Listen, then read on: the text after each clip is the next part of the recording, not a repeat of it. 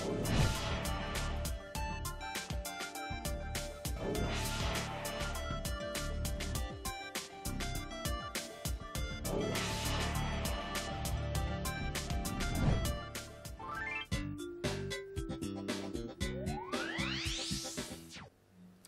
मित्रांनो, आपल्या सगळ्यांचं हार्दिक स्वागत आहे आपल्या आवडत्या कार्यक्रमात ज्याचं नाव आहे हॅलो डॉक्टर।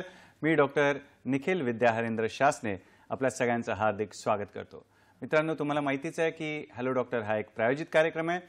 तर कार्यक्रमाचा श्री गणेश करूया एका संस्कृत सुभाषिताने।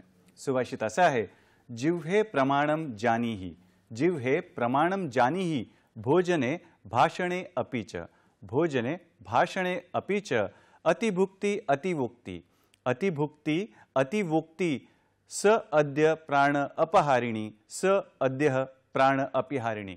म्हणजे मित्रांनो, या सुभाषितामध्ये जिभेला संबोधन केलेलं आहे, जिभेला उद्देशून बोललेलं आहे की अगं जीभ, जरा खाण्याच्या आणि बोलण्याच्या मर्यादांचं पालन कर, कारण अति बोलल्याने किंवा अति खाणं हे प्राणघातक ठरू शकतं। बरोबर मित्रांनो, अति तिथे माती, आणि अति आपण खाल्लं तर त्याचा ताण आपल्या लिव्हरवर म्हणजेच यकृतावर होतो। यकृत म्हणजे एक प्रकारची रासायनिक प्रयोगशाळाच आहे, जिथे खाल्लेलं अन्न जे आहे त्याची चाचणी केली जाते आणि जर काही हानिकारक असेल तर ते शरीरापासून बाहेर फेकलं जातं। तर आज आपण चर्चा करणार आहोत यकृताविषयी आणि भारतीय आयुर्वेद शास्त्राविषयी। तर जाणकार मित्रांनी आजचा आपला विषय ओळखलाच असेल। पाहूया आजचा आपला विषय काय आहे। आजचा आपला विषय आहे यकृत विकारांवर आयुर्वेद उपचार संजीवनी। यकृत विकारांवर आयुर्वेद उपचार संजीवनी, आणि या विषयावर मार्गदर्शन करायला आज आपल्यासोबत तज्ञ आणि अनुभवी आयुर्वेदाचार्य आहेत। तर स्वागत करूया वैद्य अतुल देशमुख यांचं। नमस्कार सर, स्वागत आहे कार्यक्रमात। मित्रांनो, वैद्य अतुल बाबासाहेब देशमुख सरांचा परिचय करून देतो। आपण तज्ञ व अनुभवी आयुर्वेदाचार्य आहात। आपण योग आयुर्वेद पदविका ही पदवी प्राप्त केलेली आहे। संगमनेर येथे आपण संपूर्ण आयुर्वेदिक प्रॅक्टिस करता। तिथे आपलं आयुर्वेद रुग्णालय असून तिथे भरती होऊन देखील उपचार घेता येऊ शकतात, आणि सरांच्या रुग्णालयात मेडिक्लेम व कॅशलेस सुविधा देखील उपलब्ध आहे। त्याच्यामुळे बऱ्याच रुग्णांना या सुविधांचा लाभ झाला आहे आणि होत आहे। सोबत ठाण्याला, नाशिकला, पुण्याला येथे देखील शाखा असून प्रत्येक महिन्याच्या पहिल्या रविवारी विश्ववती आयुर्वेद चिकित्सालय कोल्हापूर येथे देखील सर आपली वैद्यकीय सेवा पुरवतात। आणि सरांविषयी अजून सांगायचं झालं तर कावीळ, पोटात पाणी होणं, पांढरी कावीळ, रक्तवाहिन्याचे जे आजार आहेत, शरीरातून होणारा रक्तस्राव म्हणा, लिव्हर सिरोसिस, यकृताचा आकार वाढणे, फॅटी लिव्हर, पित्ताशयाचे खडी होणे, पित्ताशय जे आहे पित्त घट्ट होणे म्हणा, लिव्हर कॅन्सर, किडनीचे आजार, किडनी फेल्युअर म्हणा, हृदयाचे आजार, रक्तवाहिन्यांमध्ये ब्लॉक असणे, संधिवात म्हणा, विविध मणक्याचे विकार म्हणा, एव्हीएन म्हणजेच अवॅस्क्युलर नेक्रोसिस म्हणा, म्हणजेच खुब्याची झीज होणं, सोरियासिस, पूर्वीचे जे त्वचेचे जुनाट त्वचेचे जे विकार आहेत, यामध्ये सरांनी जे उपचार केलेले आहेत ते अत्यंत उपयुक्त सिद्ध झालेले आहेत। आणि अनेक रुग्णांचं जे ते यकृत प्रत्यारोपण म्हणजेच लिव्हर ट्रान्सप्लांटचं जे ऑपरेशन आहे ते देखील सरांच्या उपचाराने टळलेलं आहे।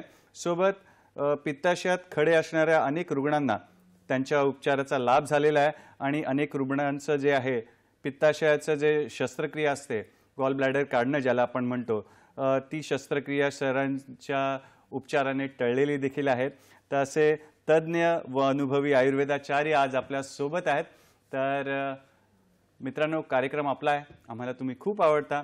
आजच्या विषयाशी निगडीत तुमच्या मनामध्ये कुठलीही शंका असेल तर विना संकोच तुम्ही आम्हाला फोन करायचा आहे। त्यासाठी आमचे दूरध्वनी क्रमांक असे आहेत, नंबर पाहूया आपण, 022 मुंबईचा एसटीडी कोड, पुणे नंबर आहे 24908050, आपला दुसरा नंबर आहे 24988050। पुन्हा मी एकदा दूरध्वनी क्रमांक सांगतो, 022 मुंबईचा एसटीडी कोड, पुढे नंबर आहे 24908050, आणि दुसरा नंबर आहे 24988050।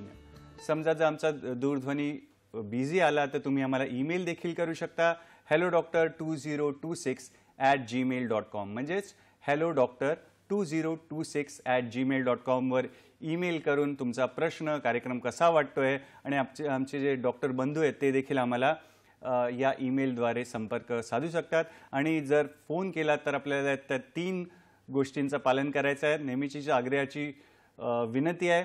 नंबर 1, आपल्या टीव्हीचा जो आवाज आहे तो एकदम बंद करायचा आहे जेणेकरून तुमचा आवाज स्पष्ट आणि प्रश्न आम्हाला स्पष्ट ऐकायला येईल. नंबर 2, विषयाला अनुरूपच असा प्रश्न असू द्या. नंबर 3, आपला प्रश्न सलग विचारायचा आहे. शुभस्य शीघ्रम कार्यक्रमाचा श्रीगणेश करूया. नमस्कार सर, पुन्हा एकदा स्वागत. आणि आजचा छान विषय निवडलाय तुम्ही. तर यकृताविषयी पहिले थोडंसं आम्हाला सांगा, यकृताची रचना काय आणि थोडक्यात त्याचं कार्य देखील सांगितलं तर आम्हाला विषय समजायला सोपा जाईल. सर, यकृत हा कसा आपल्या शरीरातला अत्यंत महत्त्वाचा असा अवयव आहे. जसं आपण सांगितलं की ते एक रासायनिक प्रक्रियांची मोठी लॅबोरेटरी म्हटलं तरी हरकत नाही यकृताला. आणि साधारण एक 1200 ग्रॅम ते 1.5 किलोपर्यंत आपल्या शरीरातलं यकृताचं वजन असतं. यकृताचं जर आपण मुख्य कार्य म्हटलं की आपल्या शरीरातलं रक्त जे असतं, रक्ताची निर्मितीमध्ये यकृताचा मोठा वाटा असतो. रक्तवहनाम स्रोतसाम यकृत म्युलाम प्लिहमच्या असं आयुर्वेदामध्ये एक सूत्र आहे. म्हणजे रक्त जे शरीरातले असतं त्याचं मूळ जे आहे ते यकृतामध्ये आहे रक्त निर्मितीचं, आणि ते रक्त जे आहे शरीरातलं आपल्या यकृतामध्ये निर्माण होऊन प्लीमध्ये त्याचा नाश पावत असतो. ते इतकं महत्त्वाचं कार्य यकृत आपल्या शरीरामध्ये रक्तनिर्मितीच्या माध्यमातून करत असतं. त्याच पद्धतीने आपण विविध अन्न जे घेतो त्याच्यामध्ये पथ्याचं असेल, अपथ्याचं असेल, चांगलं असेल, वाईट असेल, सगळ्या प्रकारचं अन्न जे आहे अन्नाचं पचन करण्याचं महत्त्वाचं कार्य यकृत करत असतं. आणि त्यातले जे उपयुक्त भाग आहे त्याच्यामध्ये पुढे रक्तामध्ये रूपांतर करणं आणि त्याच्या शरीरभावामध्ये रूपांतर करणं याच्यामध्ये देखील यकृताचा महत्त्वाचा रोल आपल्या शरीरामध्ये प्ले होत असतो. त्याचप्रमाणे जे आपण जे समजा कुठलंही एखादं अन्न खाल्लेलं असेल, कळलं एखादं विषारी घटक आपल्या शरीरामध्ये गेलेला असेल, अन्नामार्फत असेल किंवा इतर कुठल्या माध्यमातून गेलेलं असेल, त्याचं निर्विष करण्याचं कार्य देखील आपल्या शरीरातलं यकृत हे करत असतं. आणि आपण बघतो की जे वेगवेगळे व्हिटॅमिन्स आपल्या शरीराच्या अत्यंत पोषणासाठी किंवा वाढीसाठी आवश्यक असतात त्याच्यामध्ये प्रामुख्याने व्हिटॅमिन ए असेल, व्हिटॅमिन डी असेल, व्हिटॅमिन B12 असेल, व्हिटॅमिन के असेल, या सगळ्यांची निर्मितीमध्ये यकृताचा महत्त्वाचा वाटा असतो. आपण जे अन्न खातो, अन्नापासून आपल्या शरीरात साखर तयार असते, त्याला आपण शुगर म्हणतो किंवा ग्लुकोज म्हटलं जातं. तर ती साखर जी आहे यकृतामध्ये स्टोअर केली जाते आणि ज्यावेळेस आपल्याला गरज असेल त्यावेळी ते साखरेचं शरीरभावांमध्ये रूपांतर करून शरीराला तसा मागणी तसा पुरवठा ह्या पद्धतीने त्याचं परिणामन केलं जातं. आपल्या यकृतामध्ये जे पित्त तयार होतं, जे की आपल्या अन्नपचनासाठी अत्यंत आवश्यक असा महत्त्वाचा घटक आहे, ते पित्त तयार करण्याचं कार्य देखील आपल्या शरीरामध्ये यकृतामध्ये तयार होत असतं. आणि यकृतात तयार झालेलं पित्त पित्ताशयाच्या पिशवीमार्फत, नळीमार्फत ते आतड्यामधून अन्नाचं पचन करण्याचं कार्य करत असतं. असं अत्यंत महत्त्वाचा जो अवयव आपल्या शरीरातला आहे तो यकृत आपल्या शरीरामध्ये उजव्या बाजूच्या कुशीमध्ये बरगड्यांच्या खाली देवानं निर्माण करून तिथं स्थित केलेला आहे. फारच छान सहज सोप्या भाषेत सरांनी सांगितलं. एवढं महत्त्वाचं काम आहे निर्विषीकरण. म्हणजे जर एखादा विषारी पदार्थ आला तर त्याला न्यूट्रलाइज करणं म्हणा किंवा त्यातलं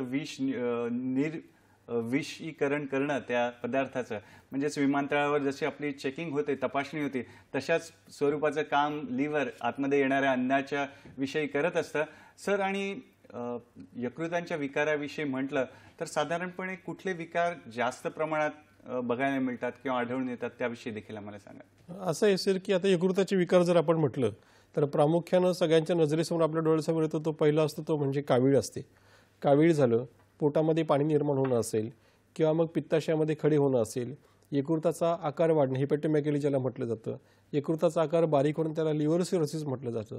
फॅटी लिव्हर आला ज्याच्यामध्ये यकृतामध्ये मेदाची संचयित होऊन त्याच्यामध्ये फॅट डिपॉझिशन होत असतं.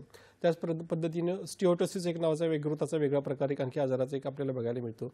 विविध व्हिटॅमिन डिफिशियन्सीज जे आपण बघतो त्या देखील यकृताचाच एक आजार आपण म्हणता येतो. आणि यकृताचा कॅन्सर होणं हा देखील त्याच्यामध्ये एक आहे. पोटात पाणी होणं हा देखील त्याच्यात आपल्याला उद्भवतो. आयुर्वेदामध्ये पांडुरोग सांगितलेला आहे ज्याच्यामध्ये रक्ताचं प्रमाण शरीरातलं कमी होतं, हेमोग्लोबिनचं प्रमाण शरीरातलं कमी होतं.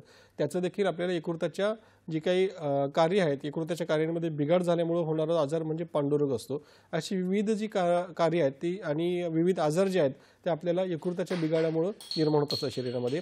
त्याच पद्धतीने पांढरी कावीळ आपण जे म्हणतो हेपॅटायटिस बी असेल, ए पासून ई पर्यंत जे वेगवेगळे हेपॅटायटिसचे प्रकार आहेत ते या सगळ्यांमध्ये यकृताचा सगळे यकृताचेच एक आजार आपल्याला बघायला मिळतात. आपण बघतो की जसं आता याच्यामध्ये प्रोटीन शरीरातले कमी होतात ते देखील एक यकृताशी संबंधितच आजार आहे. अल्ब्युमिन लेवल शरीरातले कमी होणं हा देखील एक यकृताचा आजार आहे. असे विविध आजार यकृताच्या याच्यातून होत असतात.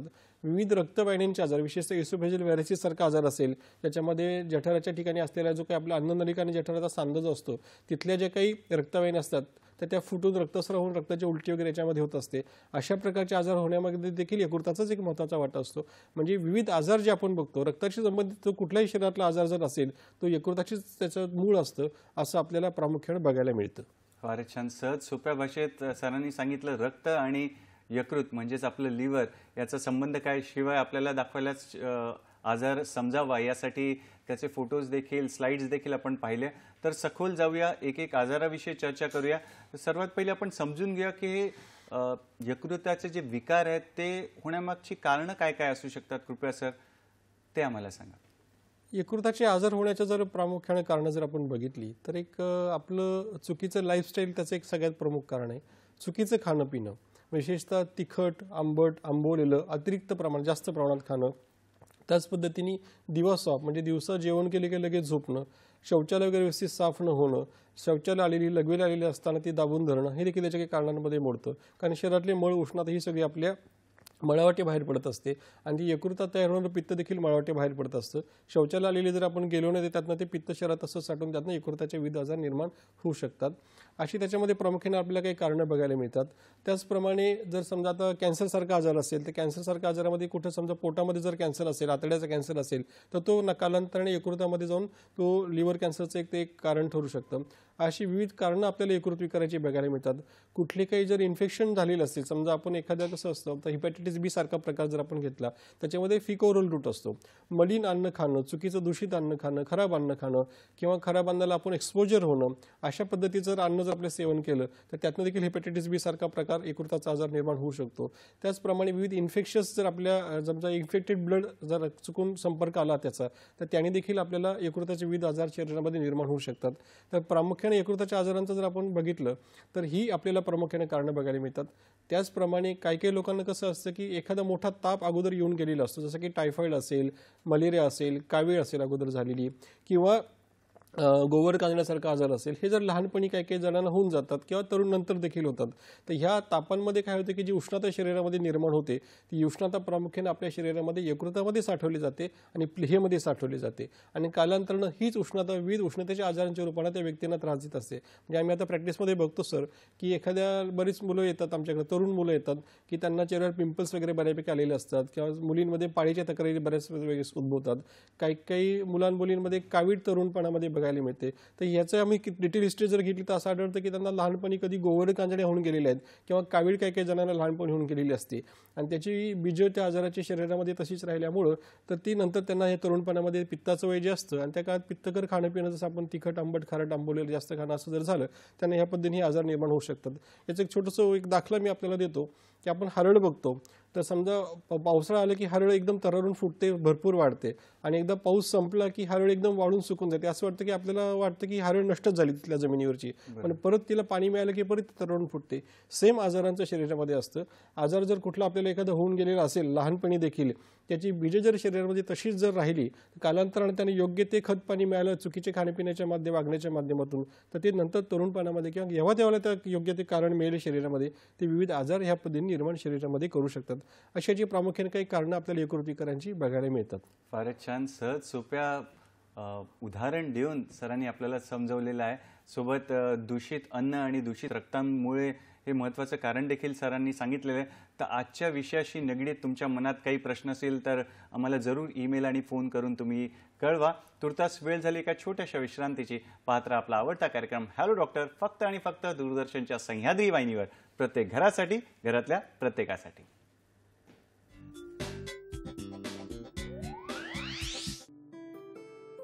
यकृत विकारांवर आयुर्वेद उपचार संजीवनी. श्री विश्वगंध आयुर्वेद हॉस्पिटल, शाखा ठाणे, नाशिक, पुणे. मुख्य शाखा श्री विश्वगंध आयुर्वेद हॉस्पिटल, संगमनेर, जिल्हा अहिल्यानगर, अहमदनगर. संपर्क 98 22 28 30 79, तसेच 84 46 35 43 62, तसेच 99 60 84 19 68 आणि 95 11 73 98 59.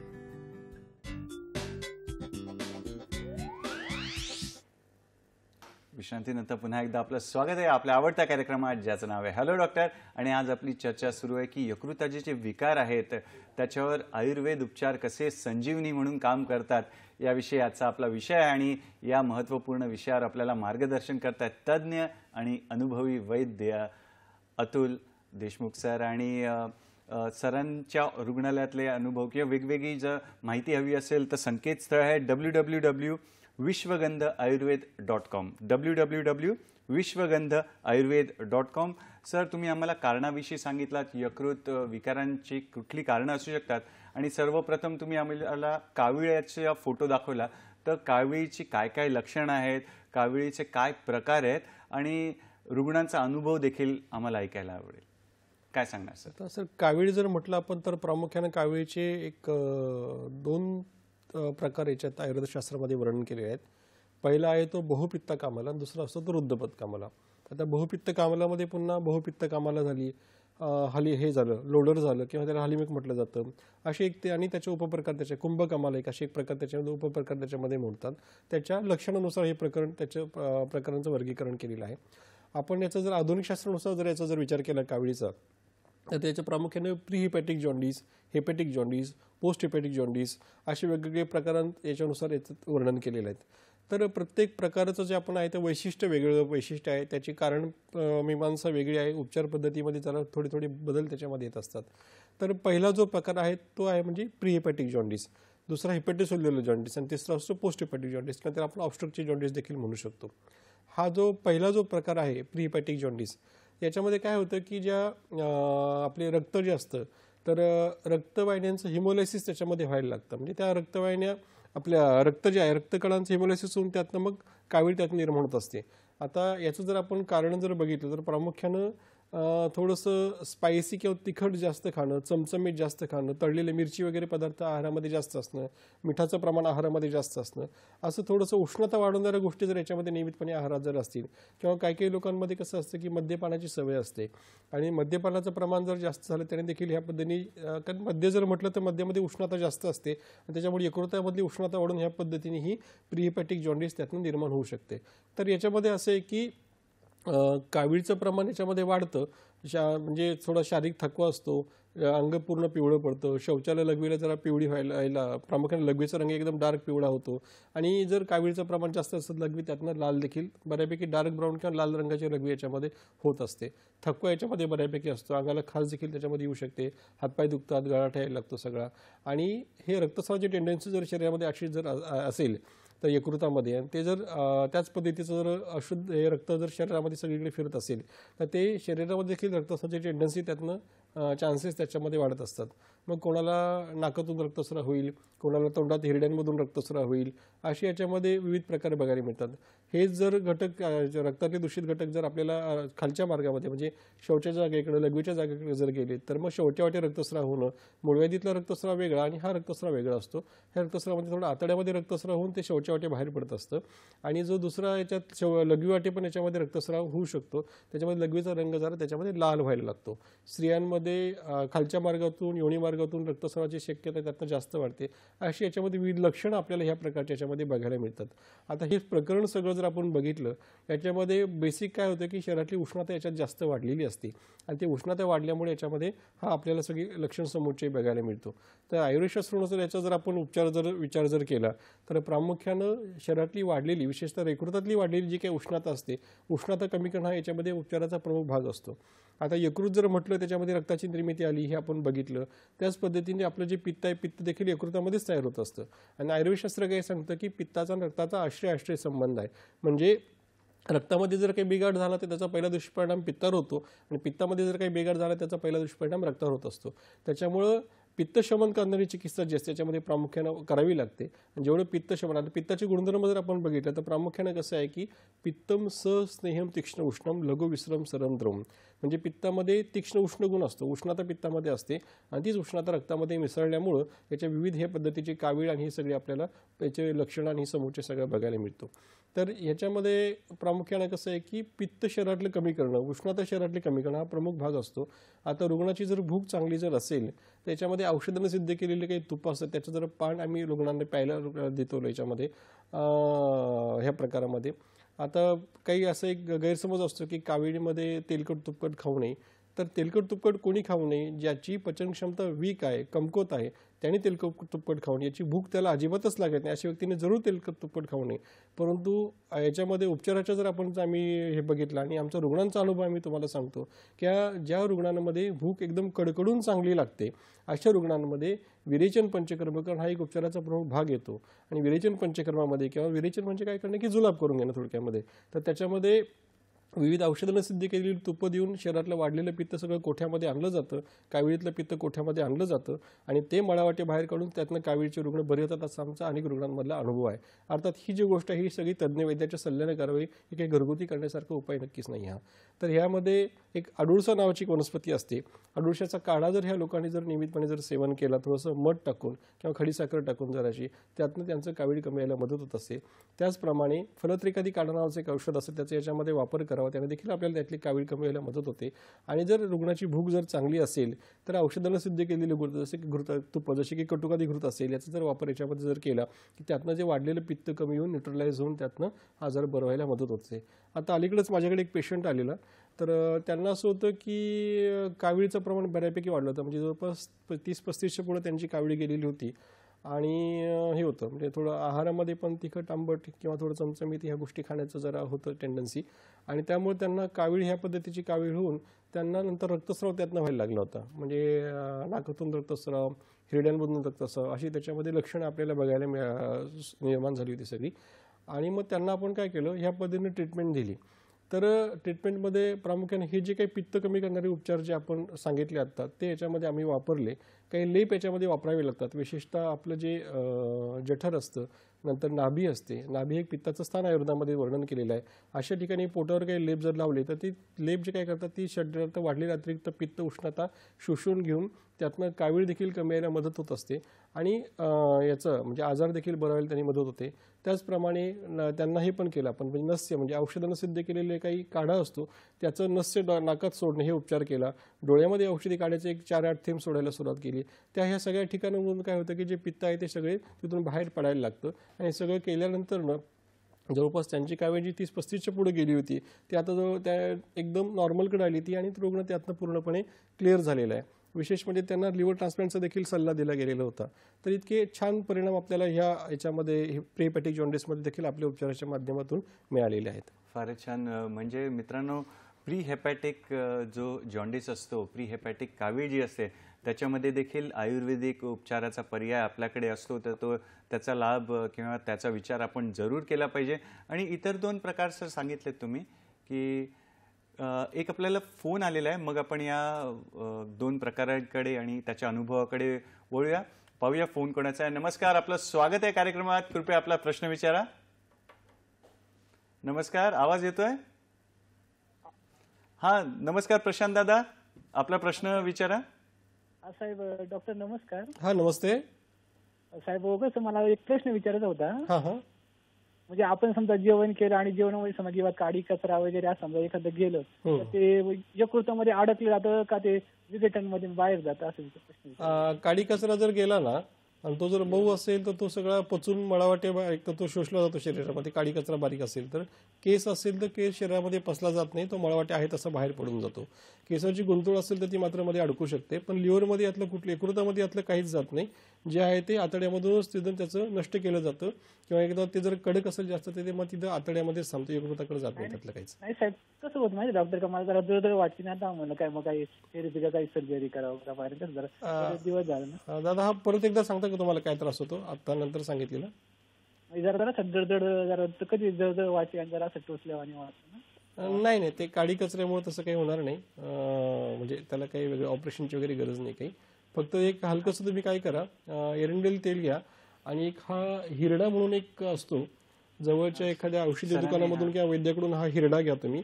हिरड्याचा काढा आणि थोडंसं एरंडेल तेल टाकून जर पिलं आपण तर त्यातनं जे काही आहे असेल ते मळावाटी बाहेर निघून जाईल आणि तुम्हाला त्यातनं आराम पडेल चांगला. नाही साहेब तसं मी डॉक्टर का असं इलाज मी केले होते पण मला तसं त्रास भरपूर जाणवतो. आता पहिलं मध्यंतरी कमी वाटायचा, आता जास्तच जाणवतो. नाही मग एकदा काय करा, स्कोपी करून घ्या तुम्ही, त्यात काही सापडतंय का बघा. नाही तर मग एखाद्या जवळच्या वैद्याकडनं आपण उपचार घ्या. आता मी सांगितल्याप्रमाणे विरेचन मात्र तुम्ही नक्की करा. त्यातनं काही असेल तर ते मळावाटी बाहेर निघून जाईल. धन्यवाद आपल्या प्रश्नासाठी. आणि असेच मित्रांनो तुम्ही फोन करून किंवा आमचा जो ईमेल ॲड्रेस आहे hellodoctor2026@gmail.com वर तुमच्या मनातले प्रश्न विचारा, म्हणजे जेणेकरून वैद्य देशमुख यांच्याकडून आपल्याला जास्तीत जास्त यकृत विकार आणि आयुर्वेद त्यावर उपचार कसे संजीवनीसारखं काम करतात ते आपल्याला जाणून घेता येईल. तर डॉक्टर साहेब, इतर जे 2 काविळीचे प्रकार होते, हेपॅटोसेल्युलर आणि पोस्ट हेपॅटिक जो कॉज आहे त्याविषयी कृपया आम्हाला सांगा, त्याच्या लक्षणाविषयी, आणि एखादा अनुभव देखील आम्हाला ऐकलं तर अजून चांगल्या पद्धतीने आम्हाला कळेल. आता आपण प्रीहेपॅटिक जॉन्डिस बघितलं सर. आता आपण पोस्ट हिपॅटोसेल्युलर जॉन्डिस बघू. हिपॅटोसेल्युलर जॉन्डिस म्हणजे काय, ज्या लिव्हरच्या की यकृताच्या ज्या पेशी असतात यांच्यामध्ये जर काही बिघाड निर्माण होतो त्याच्यातून जी कावीळ होते त्याला हिपॅटोसेल्युलर जॉन्डिस असं म्हटलं जातं. अर्थात हिपॅटोसेल्युलर जॉन्डिस जरी आपण बघितली तर याचं जे काही कारण आहे, आता बिघाड काही डायरेक्ट यकृतामध्ये बिघाड होत नसतो. याची कारणं आपल्याला पचन संस्थेमध्ये बघायला मिळतात. ह्याच्यामध्ये देखील प्रामुख्यानं जर पित्त वाढणारा आहार जर त्या रुग्णाकडनं केला गेला, जसं आता आपण बघतो की चाट असेल किंवा वेगवेगळे फास्ट फूड्स असतील, वेगवेगळे आता जे सॉस वगैरे असतात, आंबवलेल्या काही गोष्टी असतात, तिखट खाणं, बऱ्याच जणांना काय असतं की एकदम झणझणीत आणि तर्रीबाज असं तिखट खाण्याची सवय असते. मसालेदार जास्त ज्यांचं रेग्युलर खाण्यात असतं, नॉनव्हेज वगैरे ज्यांना बऱ्याच जणांना खूप आवडतं, त्याच पद्धतीने ड्रिंक्स पिण्याचं प्रमाण बऱ्याच जणांमध्ये असतं. मी तर असे काही काही पेशंट बघितलेले सर की ते उठल्यापासून झोपेपर्यंत ड्रिंक्स घेतात, म्हणजे जेवण क्वचित करतात किंवा कधीतरी एकदा दिवसात नाही जेवतात, असे देखील रुग्ण आम्ही आमच्या प्रॅक्टिसमध्ये बघितलेले आहेत. किंवा बऱ्याच जणांना काय असतं की याच्यामध्ये मद्यपान जे केलं जातं तर ते जेवणाच्या अगोदरच बरेच जण मद्यपान करतात, नंतर जेवण करतात. तर याच्यामुळे होतं असं की मद्यामध्ये उष्णता जास्त असते आणि ते काही आपल्या शरीरातले जे काही सगळ्या पेशी असतात त्यांना त्या उष्णतेमुळे जाळण्याचं कार्य करतं. रक्त त्यातनं पातळ व्हायला लागतं, लिव्हर देखील त्यातनं पेशी लिव्हरच्या जळायला लागतात, लिव्हरच्या पेशींमधली उष्णता वाढते, त्यातनं मग लिव्हरमध्ये बिघाड, आयदर तो सिरोसिस असेल किंवा मग हिपॅटोमेगॅली असेल, यकृताचा आकार वाढणं असेल किंवा आकार बारीक होणं असेल, हे विविध बिघाड यकृतामध्ये निर्माण होऊन त्यातनं मग काविळीचे वेगवेगळे प्रकार, हिपॅटोसेल्युलर जॉन्डिस वगैरे सगळं आपण त्यातलं बघायला मिळतं. तर अशा काही चुकीचे खाण्यापिण्याच्या सवयी असतात त्यांना हा प्रामुख्याने आपल्याला हिपॅटोसेल्युलर जॉन्डिस बघायला मिळतो. जसं मी आता अगोदर आपण आपल्या प्रेक्षकांना सांगितलं की लहानपणी जर एखाद्याला कावीळ वगैरे होऊन गेलेली असेल आणि त्याची बीजल शरीरात तशीच जर राहिली, नंतर तरुणपणामध्ये देखील तिला ह्या पद्धतीने हिपॅटोसेल्युलर जॉन्डिस किंवा जी बहुपित्त कामाला आहे ती आपल्याला ह्या रुग्णांमध्ये बघायला मिळू शकते. तर ह्याचे जर आपल्याला हे जर बघितलं तर त्यासोबत इतरही काही त्याच्यामध्ये गोष्टी असतात, जसं की PSC असेल म्हणजे प्रायमरी स्क्लेरोजिंग कोलॅंजायटिस असेल, PBS म्हणजे प्रायमरी बिलिअरी स्क्लेरोसिस असेल, म्हणजे आपलं जे काही यकृताच्या ज्या पेशी असतात त्या पेशींमध्ये जर त्या कडक झाल्या थोड्याशा, त्याला फायब्रोसिस असं म्हटलं जातं, तर त्या फायब्रोसिस झाल्यामुळे तिथं जे पित्त तयार होणार आहे ते उलटं परत रक्तामध्ये यायला लागतं आणि रक्तामध्ये आल्यानंतर मग त्यातनं ती कावीळ शरीरामध्ये निर्माण होत असते. त्याच पद्धतीने आपलं जे पित्ताशय असतं, पित्ताशयाच्या याच्यामध्ये पण सेम हीच जर आपल्याला काही बिघाड निर्माण झाला, जिथं पित्त तयार होतं त्याच्यामध्ये देखील असं बिघाड झालं, त्यांनी देखील अशा पद्धतीने या पद्धतीची कावीळ आपल्याला बघायला मिळते. तर आता याच्यात असं आहे की वेगवेगळ्या कारणानुसार उपचार याच्यामध्ये का बदलतात. तर आता हे जर समजा हिपॅटोसेल्युलर जॉन्डिस असेल, याच्यामध्ये काय की तिथली लिव्हरच्या ज्या पेशींना आलेली सूज आलेली असते ती सूज कमी करणं ह्याच्यामध्ये प्रामुख्यानं भाग असतो आणि त्याच्यामध्ये विविध औषधी वनस्पती याच्यामध्ये आम्ही वापरतो. जसं आता एक कुटकी म्हणून एक वनस्पती असते, कुटकीचा काढा जर याच्यामध्ये जर आपण दिला रुग्णांना तर त्यातनं देखील लिव्हरच्या पेशींना आलेली सूज कमी होऊन त्यातनं कावीळ उतरायला मदत होते.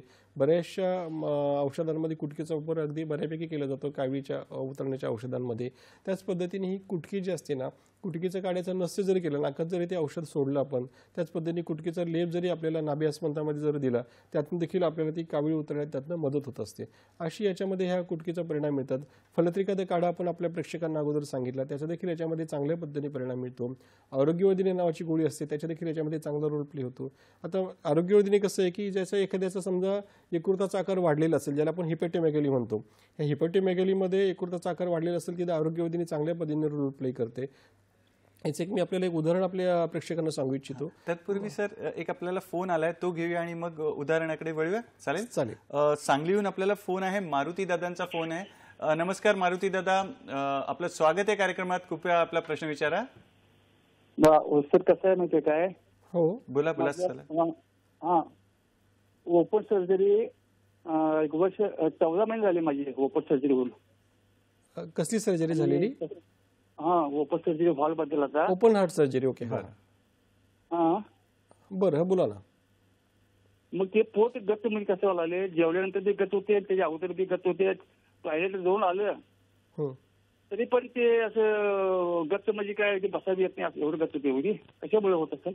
तुम्हाला मुळव्याधीचा त्रास आहे का? नाही मुलगा काय त्रास नाही काय. पाणी किती पिता तुम्ही? पाणी करतो 2 लिटर असते. जास्त पाणी प्यायची, मध्ये मध्ये पाणी प्यायची सवय आहे का? हा मध्ये मध्ये पाणी करतो की मी. हां, मग ते थोडंसं पाण्याचं प्रमाण शरीरात जास्त गेल्यामुळे देखील पोट गच्च होऊ शकतं.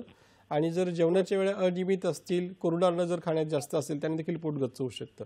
तर बेसिकली आपण काय करा, सर्वप्रथम अन्नाच्या घेण्याच्या सवयी जरा बदला. म्हणजे सकाळी 11च्या संध्याकाळी 7च्या आत जेवण घ्या आणि संध्याकाळी कंपल्सरी ज्वारीची भाकरी ओवा टाकून घ्या. नंतर मधनं थोडंसं एरंडेल तेल याच्यामध्ये गरम पाण्यातून घेऊन किंवा सुंठीच्या बडीशेपाच्या काड्यातून घेऊन हलकासा खोटा साफ करून घेत राहा. बेंबीभोवती एरंडेल तेल जरा चोळत जा, त्याने पोट गच्च होणं कमी होऊन जाईल. भुकेपेक्षा 2 घास कमी खा. उकळून गार केलेलं पाणी प्या. सकाळी गरम पाणी, कोमट पाणी, रात्री कोमट पाणी घ्या. ह्या पद्धतीने केलं तरी तो पोट गच्च व्हायचा प्रॉब्लेम आपला त्याने नक्कीच सॉल्व्ह होईल. फारच सुंदर. धन्यवाद मारुती दादा आपल्या प्रश्नासाठी. आणि सर सहज सोप्या भाषेत घरच्या घरी आपल्याला काय करता येईल असं आपल्याला मार्गदर्शन करत आहेत. तर देशमुख सर, उदाहरणाकडे वळूया आपण. कुठलं उदाहरण देत होतात? हेपॅटोसेल्युलर आणि ऑब्स्ट्रक्टिव्ह जॉन्डिसच्या काविळीविषयी आपण चर्चा करत होतो आणि रुग्णाचा अनुभव आणि उदाहरण तुम्ही आम्हाला सांगणार होतात. माझ्याकडे काही वर्षापूर्वी केस आलेली सर, ज्याचं साधारण त्यांचं कावीळ बऱ्याच 29-30 पर्यंत त्यांची कावीळ गेलेली होती आणि अल्कोहोलिक लिव्हर डिसीज होता. म्हणजे मद्यपानामुळे यकृताचा आकार त्यांचा बऱ्यापैकी वाढलेला होता आणि थोडंसं सेमीकम्युटर स्टेजमध्ये पेशंट माझ्याकडे आला होता. म्हणजे आपण ज्याला म्हणतो की बेशुद्ध पण नाही, अर्धबेशुद्ध अवस्थेमध्ये पेशंट माझ्याकडे आलेलं होतं ओपीडीमध्ये. आणि त्यावेळेस त्यांना आम्ही व्यवस्थित चेक केलं. ॲसिडिटीस होता, पोटात पाणी पण झालेलं होतं, यकृताचा आकार वाढलेला होता आणि मग ट्रीटमेंट त्यांना सुरू केली. त्या ट्रीटमेंटमध्ये बेसिकली काय केलं, मी त्या पेशंटचं खाणंपिणं जे आहे सगळं पथ्याचं ठेवलं. म्हणजे जे रुटीन आपण भाजी भाकरी खातो ते सगळं त्यांचं बंद करून त्यांना पूर्णपणे दुधावर त्या पेशंटला ठेवलं आम्ही.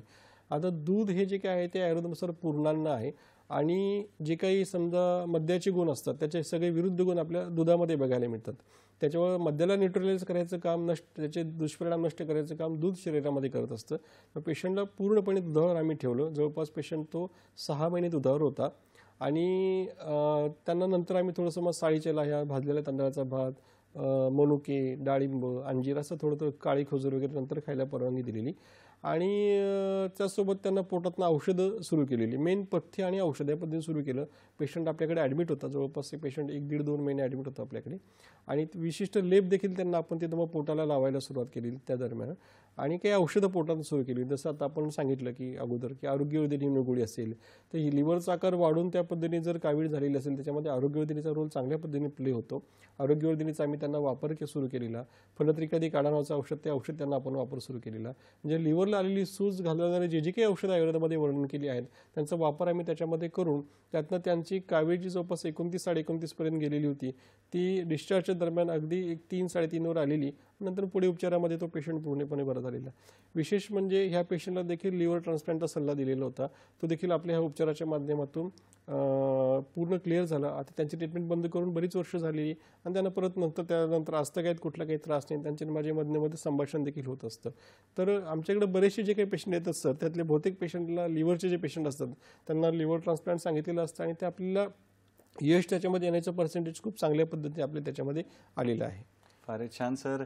आणि सर तुम्ही दुधाविषयी सांगितलं तर ते दूध म्हणजे गाईचं घ्यावं का म्हशीचं घ्यावं किंवा कोणी कसं घ्यावं त्याविषयी पण सांगा आणि आपण एक विश्रांती घेऊया त्याच्यानंतर. म्हणजे दुधाचं असं आहे सर की शक्यतो दूध गाईचंच घ्यावं, बरं, म्हशीचं घेऊ नये. म्हशीचं पचायला जरा जड असतं. आणि दुसरा एक दुधाचा एक सेवनाचा उंटिणीचं दूध देखील आयुर्वेदामध्ये वर्णन केलेलं आहे. मग ते मिळणं थोडंसं दुर्लभ असतं. ज्यांना गाईचं दूध सहज उपलब्ध आहे गाईचं दूध घेणं केव्हा श्रेष्ठ. धन्यवाद सर. मित्रांनो, घेऊ एक छोटीशी विश्रांती. पुन्हा सरांकडून आपल्याला जास्तीत जास्त माहिती घ्यायची आहे. पाहत राहा आपला आवडता कार्यक्रम हॅलो डॉक्टर.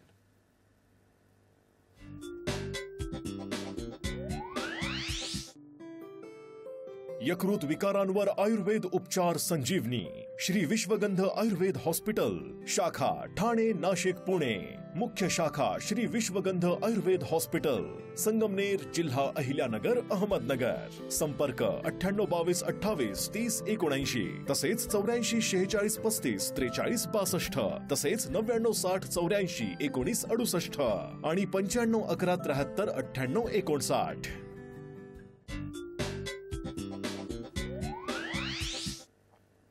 विश्रांतीनंतर पुन्हा एकदा आपलं स्वागत आहे. आपल्या आवडत्या कार्यक्रमात ज्याचं नाव आहे हॅलो डॉक्टर.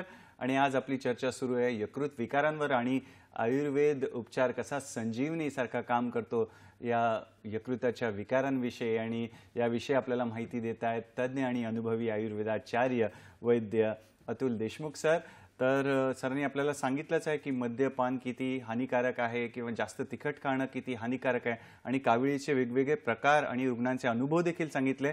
तर तिसरा जो प्रकार आहे ऑब्स्ट्रक्टिव्ह जॉन्डिस, सर कृपया त्याविषयी आम्हाला सांगा आणि एखादा रुग्णाचा अनुभव देखील आम्हाला ऐकायला आवडेल. ऑब्स्ट्रक्टिव्ह जॉन्डिस म्हणजे काय सर, की जे पित्त यकृतामध्ये यकृतातून पित्ताशयात येत असतं ते सगळे एका नळीमार्फत आपल्या याच्यामध्ये आतड्यामध्ये येत असतं. त्याचप्रमाणे आग्नेयाशयामध्ये पँक्रियाजमध्ये तयार होणारं जे काही पँक्रियाटिक ज्यूस असतं ते आपल्याला याच्यामध्ये आतड्यामध्ये येऊन अन्नपचनाचं कार्य सगळं हे करत असतात. ह्या पित्त वहन करणाऱ्या नळीमध्ये कुठं जर काही अडथळा आला आतून किंवा बाहेरच्या एखाद्या कॅन्सरसारख्या गाठीमुळे त्याच्यामध्ये जर अडथळा आला तर त्यातनं पित्तवहन करण्याची यंत्रणेमध्ये बिघाड निर्माण होऊन त्यातनं ऑब्स्ट्रक्टिव्ह जॉन्डिस निर्माण होत असते.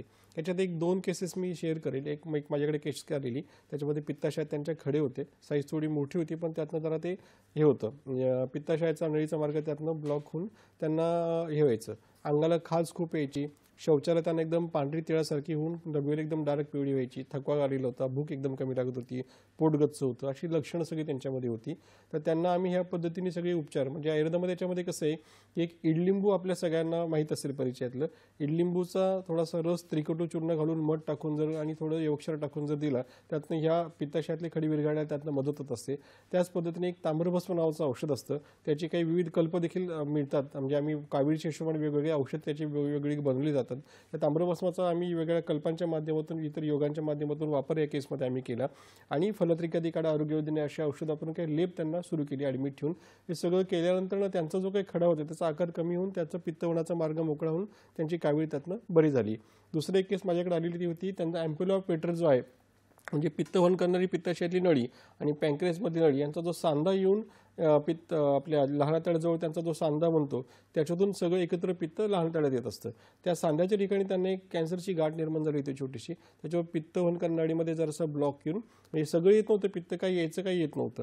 तर अशामध्ये आपण त्यांना औषध वगैरे लेप जळवकाउच्चारण करणं, लेप चिकित्सा आणि औषध वगैरे देऊन त्यातनं देखील त्यांना चांगल्या पद्धतीने रिझल्ट मिळून त्यांना देखील त्या केसेसमध्ये आपल्याला देखील यश एक चांगलं आलं होतं आणि त्या पेशंटला त्यातनं आराम चांगला पडलेला होता. तर अशा पद्धतीने चांगले परिणाम आपल्याला याच्यामध्ये देखील आयुर्वेदिक उपचाराच्या माध्यमातून मिळतात. फारच छान. मित्रांनो, यकृत विकार हा एक महासागरास एवढा मोठा विषय आहे आणि आपल्याला वेळेच्या सीमेमध्ये तो पूर्ण करायचा आहे. तर सर थोडे थेट प्रश्न विचारतो. यकृत्याचा जर आकार वाढला असेल, ज्याला हेपॅटोमेगॅली म्हणतात, तर त्यामध्ये आयुर्वेद उपचार कसे केले जातात त्याविषयी कृपया आम्हाला सांगा. हेपॅटोमेगॅली जर असेल ना सर तर याच्यामध्ये काय होतं की विविध औषध याच्यात वापरतो. जसं आता आपण एक बघूयात, एक छोटं मी आपल्या घरगुती एक दाखवतो. त्याच्यामध्ये हा जो मुळा असतो ना, तर ह्या मुळ्याचा याचा रस जर थोडासा आल्याचा रस, मुळ्याचा रस आणि मध टाकून जर घ्यायला सुरू केलं औषधांच्या सोबत, आयुर्वेदिक औषधांच्या सोबत, तर त्यातनं ते हेपॅटोमेगॅली त्यांनी कमी यायला मदत होते. त्याचप्रमाणे त्याचं भूकवाढीमध्ये देखील चांगला परिणाम मिळत असतो. इव्हन म्हणजे ज्यांची ही भूक कमी झालेली आणि यकृताचा आकार वाढलेला आहे परंतु रक्तस्राव वगैरे शरीरामध्ये कुठूनही होत नाहीये, अशा केसेसमध्ये मुळ्याचा रस जरी त्या लोकांनी जर आल्याचा रस मधातून घ्यायला सुरू केलं त्यांची भूक वाढायला मदत होते, यकृताचा आकार देखील त्यांनी कमी व्हायला मदत होते आणि आपल्याला कावीळ देखील त्यातनं कमी व्हायला मदत होत असते. ह्या पद्धतीने त्याचे रिझल्ट आपल्याला मिळतात.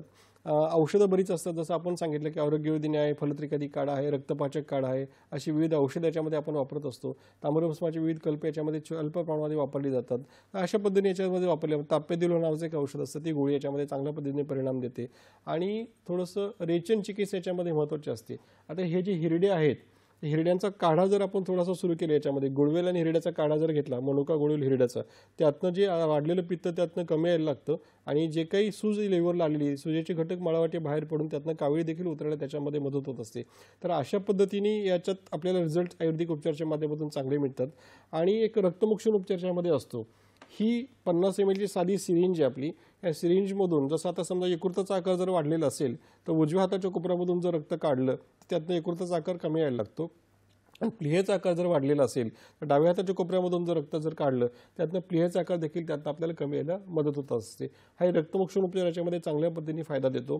त्याचप्रमाणे एक अग्निकर्म उपचार असतो, विशेषतः अॅनाटॉमिकल स्नॅप बॉक्स, म्हणजे हा जो खड्डा असतो आपला, या खड्ड्यामध्ये जर हळकुंडाचं अग्निकर्म केलं, हळकुंड गरम करून त्याचा चटका जर दिला तर त्यातनं देखील ते तिथलं आपले कावीळ उतरायला मदत होते, असं देखील आम्हाला व्यवहारामध्ये बघायला मिळतं. त्याचप्रमाणे आंब्याची साल जी असते, आंब्याची साल जर हाताला चुना लावून ती हातात धरली आणि पाण्यामध्ये हात बुडून जर ठेवले त्यातनं पिवळं पाणी निघून जाऊन त्याने देखील कावीळ उतरायला मदत होत असते. अशी याच्यामध्ये उपचार आपल्याला बघायला मिळतात. त्याचप्रमाणे लेप चिकित्सा याच्यामध्ये खूप महत्त्वाची असते. पोटावर लेप लावणं, बिंबीभोवती जाड लेप लावणं आणि पोटाला लेप लावणं हे देखील याच्यामध्ये चांगल्या पद्धतीने परिणाम, यकृताचा आकार वाढून जर कावीळ झालेली असेल त्याच्यामध्ये आपल्याला याच्यामध्ये रिझल्ट मिळतात त्याचे चांगले. फारच छान, सहज सोप्या भाषेत सर तुम्ही आम्हाला समजवतायत. तर आणि सर समजा यकृताचा, लिव्हरचा आकार जर छोटा झाला असेल, लहान झाला असेल लिव्हर, तर त्यावर आयुर्वेद शास्त्रामध्ये कशा प्रकारे उपाययोजना केली जाते? आता हा याच्याच कसं आहे, लिव्हर सिरोसिस आपण याला म्हटलं जातं की यकृताचा आकार बारीक होतो.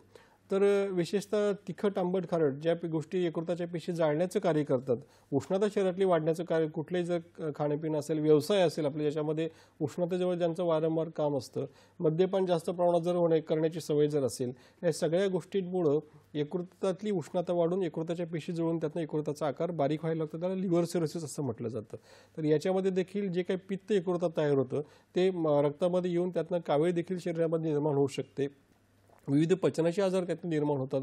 त्यात प्रामुख्यानं भूक मंदावणं, पोट जरासं गच्च असणं, थकवा येणं, शरीराचं वजन जरा कमी होत जाणं, अशी विविध लक्षणं आपल्याला याच्यामध्ये बघायला मिळतात. कालांतरानं मग शरीरातलं रक्त जे आहे, हिमोग्लोबिनचं प्रमाण कमी यायला लागतं, आरबीसीचं प्रमाण कमी यायला लागतं, प्लेटलेट्स तयार व्हायचं प्रमाण शरीरातलं कमी यायला लागतं आणि मग विविध आजार त्यातनं पुढे जाऊन त्या व्यक्तीला निर्माण होऊ शकतात. तर असे लिव्हर सिरोसिसमध्ये आपल्याला प्रामुख्यानं बघायला मिळतं. आणि लिव्हर सिरोसिसमध्ये सुरुवातीला यकृताचा आकार बारीक होतो, पण त्याच्यामध्ये जर पुढे फायब्रोसिस जर व्हायला लागलं, म्हणजे मसल फायबर्स तिथं जर किंवा मांसल तंतू तिथं जर परत डेव्हलप व्हायला लागले आणि यकृत जर कडक व्हायला लागलं, यकृत जर फायब्रोस व्हायला लागलं किंवा कडक व्हायला लागलं तर त्यातनं पुढे जाऊन यकृताचा आकार वाढू देखील शकतो. अशा दोन्ही प्रकारचं आपल्याला याच्यामध्ये स्वरूप याचं लिव्हर सिरोसिसमध्ये आपल्याला यकृताच्या बाबतीमध्ये बघायला मिळतं. ह्यात कसं आहे की रुग्णाची भूक कशी आहे याच्यानुसार उपचारांची दिशा ठरते. एखाद्या व्यक्तीला जर भूक कमी असेल तर त्याला पहिली सर्वात अगोदर दीपन पाचन चिकित्सा महत्त्वाची असते. जसं आपण आपल्या प्रेक्षकांना आपला मुळा जो सांगितला, मुळ्याचा रस, आल्याचा रस मधातून द्यायला सुरुवात केली, सोबत इतर काही औषधं आरोग्यवर्धिनीसारखी जर द्यायला सुरुवात जर केली तर त्या व्यक्तीची भूक वाढून त्याला आपल्याला त्यातनं व्यक्ती ती बरी व्हायला मदत होत असते. त्याचप्रमाणे विविध आसवारिष्ट आयुर्वेदामध्ये वर्णन केलेले आहे, जसं की फलारिष्ट असेल, गवडारिष्ट असेल, नंतरनं हे असेल आपलं अभयरिष्ट असेल, द्राक्षस्व असेल, अमृतारिष्ट असेल, अशी विविध आसवारिष्ट कल्पना आयुर्वेदामध्ये वर्णन केलेली आहेत. त्याचा जर वापर याच्यामध्ये जर आपण जेवल्यानंतर जर केला सुरू केलं त्यांनी भूक चांगली वाढायला मदत होते आणि यकृताचं कार्य सुधारलं देखील त्या आसवारिष्टांचा चांगल्या पद्धतीने फायदा आपल्याला होत असतो. तर ती पद्धतीने चिकित्सा याच्यामध्ये करावी लागते. ज्या व्यक्तींमध्ये मुळात भूक चांगली आहे आणि त्यांना लिव्हर सिरोसिस झालेला आहे तर अशा केसेसमध्ये काय असतं की त्या लिव्हरच्या पेशींना ताकद द्यायचं कार्य आपल्याला प्रामुख्याने करावं लागतं. त्याच्यामध्ये विशेषतः कोरफड आपल्या सगळ्यांना परिचित आहे. तर कोरफडीचा गर जर आपण पोटातून घ्यायला जर सुरू केला तर त्याने देखील आपल्या लिव्हरच्या पेशींना रिजनरेशन होणं, ताकद देणं आपल्याला त्यातनं शक्य आहे, ते होऊ शकतं त्यातनं. आणि विविध औषधांना सिद्ध केलेले काही तुपं असतात, तुपं जर त्या पेशंटला आपण पोटातनं द्यायला सुरुवात केली आणि त्याच्यातून नंतर पंचकर्मातल्या विरेचन म्हणून जी चिकित्सा असते, विरेचनाचा वापर जर आपण याच्यामध्ये जर केला तर लिव्हर सिरोसिस झालेले जे काही शरीराचे सगळे दुष्परिणाम असेल सगळे आपण त्यातनं तो रुग्ण पूर्णपणे सही सलामत बाहेर पडू शकतो. इतके सुंदर परिणाम आपल्याला त्या विरेचनाचे त्याच्यामध्ये मिळत असतात. त्याचप्रमाणे एक रक्त रसायन चिकित्सा आयुर्वेदामध्ये रसायन चिकित्सा आयुर्वेदामध्ये वर्णन केलेली आहेत. रक्ताचं रसायन करणारे, रक्ताचं पुनरुज्जीवन चांगलं करणारे जे काही विविध औषधं आयुर्वेदामध्ये वर्णन केलेली आहेत त्याचा जर याच्यामध्ये वापर जर केला तर त्यातनं आपल्या लिव्हरच्या पेशी परत चांगल्या सशक्त बनवणं, त्या परत रिजनरेट करणं आपल्याला शक्य आहे. आणि शरीरातला यकृत असा एकमेव अवयव आहे की ज्याच्या पेशी परत नवीन तयार करू शकतो आपण. तर ते देखील आपल्याला आयुर्वेदिक उपचाराच्या माध्यमातून शक्य आहे. किंवा तसं आम्ही काम म्हणजे आमचे अनेक रुग्णांमध्ये आम्ही सुंदर चांगले परिणाम रिझल्ट्स याच्यामध्ये दिलेले आहेत. तर मला एक सांगावं असं वाटतं की माझ्याकडे जवळपास एक 15 वर्षापूर्वी एक लेडीज आलेली, त्यांना लिव्हर सिरोसिस झालेला होता. पायावर असे डॉट डॉट काळे काळे टिपके पायावर आलेले होते आणि रक्ताचं प्रमाण शरीरातलं कमी जायचं, एकदम पांढरी फटक पडली होती आणि थकवा वगैरे बऱ्यापैकी आलेला होता. तर सगळं त्याने मी काय केलं की औषध उपचार आपले सगळे सुरू केले. साधारण 1-2 वर्ष त्या स्त्रीनं माझ्याकडनं औषधं घेतली. त्याच्यानंतर मी औषध तिची बंद केली. आता 15 वर्ष झाली तर ती स्त्री अजूनही व्यवस्थित आहे. तिला पुढे काही त्रास नंतर भविष्यात काही उद्भवलेला नाही आहे. तर असे चांगले परिणाम आयुर्वेदिक उपचाराच्या माध्यमातून आपल्याला ह्या लिव्हर सिरोसिसमध्ये देखील मिळत असतात. छान. देशमुख सर, आपल्याला यकृताच्या विकारामध्ये आयुर्वेदाचे उपचार किती लाभदायक आहे त्याविषयी सांगतायत. शिवाय पुन्हा पुन्हा सर अधोरेखित करतात मद्यपानामुळे जे आरोग्यावर किती हानिकारक परिणाम होत आहेत आणि मुळ्याचं महत्त्व देखील सरांनी वेगवेगळ्या वनस्पती पण आपल्याला दाखवायला आणलेल्या आहेत, तर त्या पण आपण बघणारच आहोत. सर, आम्ही सोनोग्राफीचे रिपोर्ट बघतो तेव्हा हमखास कधीतरी हा फॅटी लिव्हर किंवा वाचनामध्ये पण येतो हा फॅटी लिव्हर हा शब्द. तर थोडक्यात आम्हाला फॅटी लिव्हर म्हणजे काय ते देखील सांगा आणि त्याच्यात कसं आयुर्वेदिक औषध उपचार केले जातात त्याविषयी देखील सांगा. फॅटी लिव्हरमध्ये कसं होतं की लिव्हरमध्ये मेदाची चरबी जी आपली असते चरबी लिव्हरमध्ये साठायला लागते, त्याला फॅटी लिव्हर असं म्हटलं जातं. याच्यामध्ये चरबी कमी करणारी जी औषधं पण ती रक्त शरीरातलं चांगलं लिव्हरचं ताकद देखील टिकून ठेवतील अशी याच्यामध्ये चिकित्सा करणं महत्त्वाचं असतं. अशा केसेसमध्ये पेशंटला दुधावर ठेवणं, आरोग्यवर्धिनीसारखी गोळी देणं, नित्य रिचन हळूहळू करून घेणं, म्हणजे त्रिफळासारखा काढा पोटातून देऊन हलके हलके जुलाब करून घेणं, अशा पद्धतीने जर ह्या केसेसमध्ये जर उपचार जर आपण केले तर फॅटी लिव्हरचा देखील आजार आहे तो आपण रिव्हर्स करू शकतो आणि त्यातनं रुग्णाला होणारे विविध त्रास जसे की पुढे होणारा डायबिटीस असेल, ब्लड प्रेशर असेल, थायरॉइड असेल किंवा विविध जे आजार त्याला मेटाबॉलिक डिसऑर्डर्स म्हटलं जातं ते आपण त्या रुग्णांमध्ये टाळू शकतो. फारच छान. सरांकडून अजून आपल्याला छान मार्गदर्शन करायचं, वेगवेगळ्या वनस्पती पण बघायच्या आहेत. तर तुर्तास वेळ झाली एका छोट्याशा विश्रांतीची. पाहत राहा आपला आवडता कार्यक्रम हॅलो डॉक्टर.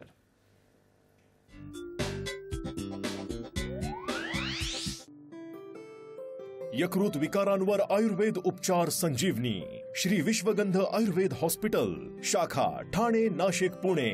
मुख्य शाखा श्री विश्वगंध आयुर्वेद हॉस्पिटल, संगमनेर, जिल्हा अहिल्यानगर, अहमदनगर. संपर्क 98 22 28 30 79, तसेच 84 46 35 43 62, तसेच 99 60 84 19 68 आणि 95 11 73 98 59.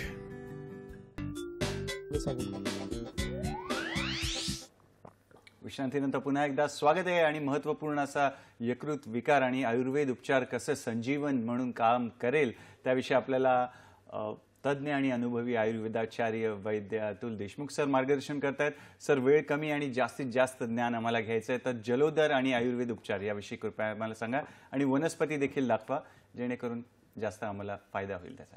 असं आहे की जलोदर जर म्हटलं तर प्रामुख्याने यकृताच्या आजारामधून किंवा मद्यपानामुळे जलोदर होण्याचं प्रमाण बऱ्यापैकी जास्त आहे किंवा तसे पेशंट्स आम्ही बरेच हँडल करून क्लिअर केलेले आहेत.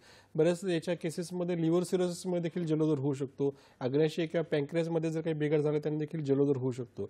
जलोदर म्हणजे काय की पोटामध्ये पाणी होऊन पोटाचा आकार वाढणं, त्याच्यामध्ये पोटाचा आकार वाढतो, पोटात पाणी होतं, पायावर सूज येते, छातीमध्ये देखील पाणी होऊ शकतं ज्याला आपण फ्युजन असं म्हटलं जातं किंवा लघवीच्या जागेला देखील त्यातनं सूजून लघवीच्या जागा मोठी व्हायला लागते.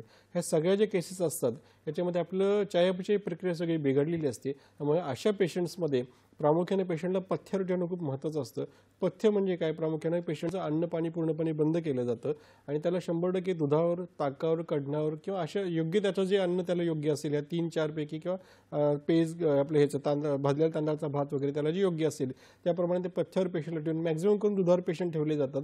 त्यातनं लिव्हर लवकर सुधारायला लागतं आणि त्यासोबत पोटातनं काही औषधाचं आता हिरडा जो आपण आपल्या प्रेक्षकांना दाखवला, हिरड्याचं ओव्हर पोटातनं करणं, नित्य रेचन करून घेणं, जुलाब करून घेणं. त्याचप्रमाणे ह्या बॉटलमध्ये माझ्याकडे गोमूत्र मी आणलेले, हे गोमूत्राचा जर आपण याच्यामध्ये वापर जर केला दुधामध्ये किंवा एरंडेल तेलासोबत किंवा एखाद्या औषधी काड्यासोबत, त्यातनं जे पोटात जमा झालेलं पाणी मळवाटे बाहेर निघून जातं, सगळं अंगावरची सूज, पोटात पायाची सूज सगळं त्यातनं कमी होऊन पेशंट त्यातनं पूर्णपणे बाहेर पडू शकतो किंवा पडतात. आणि त्यासोबत ही रुई नावाची एक वनस्पती आपल्या सगळ्यांना परिचित आहे. रुईच्या पानांचा पोटावर लेप करणं, विविध औषधांमध्ये मिक्स करून पोटावर तिचं हे करणं, याचा देखील याच्यामध्ये चांगल्या पद्धतीने परिणाम आपल्याला जलोदरामध्ये होत असतात. माझ्याकडे एक केस आलेली सर, म्हणजे मी पुण्याची ओपीडीला, तर त्यांचं जवळपास वजन होतं 101 किलो वजन होतं आणि त्यांना मी 100% दुधावर आणि पथ्यावर ठेवलं. त्याच्यावर त्यांचं 1 महिन्याच्या फॉलोअप नंतर ते पेशंट माझ्याकडे आला ना, त्यांचं वजन जवळपास त्या 79 किलोवर आलं होतं. इतकी सूज आणि सगळं त्यांच्या शरीरातलं कमी झालं होतं. इतके चांगले परिणाम आपल्याला ह्या उपचाराच्या माध्यमातून मिळतात. रुटीन म्हणजे महिन्यात माझ्याकडे 5-6-9 केसेस असे असतात की त्यांचं हे जलोदराचे लिव्हरचे प्रॉब्लेम आहेत आणि ह्या पेशंट्समध्ये आम्ही ह्याच पद्धतीचं आमचा प्रोटोकॉल असतो की पेशंटला पथ्यावर ठेवणे, दुधावर, ताकावर, कढणावर ठेवणे. पेशंट ॲडमिट होऊन बरेचसे आमच्याकडे उपचार घेतात आणि ह्या पद्धतीने उपचार करून पोटावर त्यांना विशिष्ट लेप लावले जातात. त्याच्यामुळे पोटातलं पाणी कमी व्हायला मदत होते. नित्य रेचन करून घेणं, हलकासा जुलाब करून घेणं आणि लिव्हर लिव्हरला ताकद देणारे जी काही संजीवनी उपचार पद्धती आयुर्वेदामध्ये सांगितलेली आहेत ती देणं, लिव्हरची आलेली सूज घालवणं, ह्या पद्धतीने कार्य जर आपण उपचाराच्या माध्यमातून जर केलं ते पेशंट्स नक्की 100% यातनं पूर्णपणे बाहेर पडून नॉर्मल लाईफ त्यांचं पुढे जाऊन ते जगू शकतात. आणि जे जसं आता सांगितलं की महिन्यात माझ्याकडे एक 10-15 पेशंट तरी अशाच की ज्यांना लिव्हरचा प्रॉब्लेम आहे, पोटात पाणी आहे, सगळं असं आहे. तर एक सांगली भागातल्या मुलगा म्हणजे माझ्याकडे आलेला, त्याला सेम असं पोटात पाणी, लगेच्या जागेला सूज होती बऱ्यापैकी, पायावर सूज होती खूप भरपूर.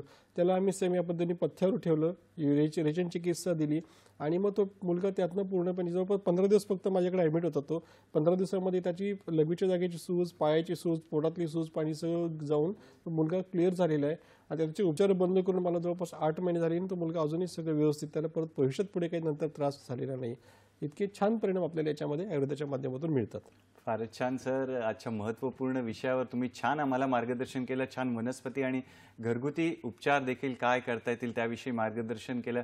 त्यासाठी दूरदर्शनच्या सह्याद्री वाहिनीतर्फे, आमचा जो हॅलो डॉक्टरचा संघ आहे त्याच्यातर्फे आणि आमचे प्रेक्षक मित्र या सर्वांतर्फे खूप खूप आभार, धन्यवाद आणि पुढील वाटचालीसाठी खूप खूप शुभेच्छा. मित्रांनो, वेळेला मर्यादा आहे, पण आमचं जे प्रेम आहे तुमच्यासाठी त्याला मर्यादा नाही आहे. त्यासाठी एक नवीन विषय घेऊन आपल्या भेटीला आम्ही येणारच आहोत आपल्या आवडत्या कार्यक्रमात, ज्याचं नाव आहे हॅलो डॉक्टर. तर पाहत राहा आपला आवडता कार्यक्रम. धन्यवाद. नमस्कार.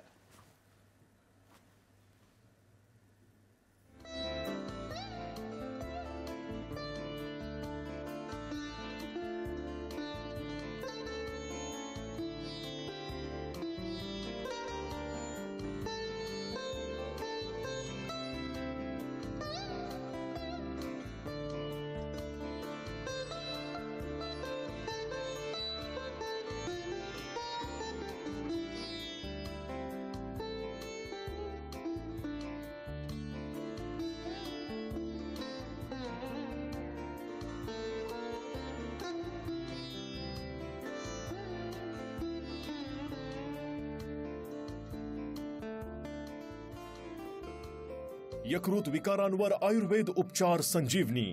श्री विश्वगंध आयुर्वेद हॉस्पिटल, शाखा ठाणे, नाशिक, पुणे. मुख्य शाखा श्री विश्वगंध आयुर्वेद हॉस्पिटल, संगमनेर, जिल्हा अहिल्यानगर, अहमदनगर. संपर्क 98 22 28 30 79, तसेच 84 46 35 43 62, तसेच 99 60 84 19 68 आणि 95 11 73 98 59.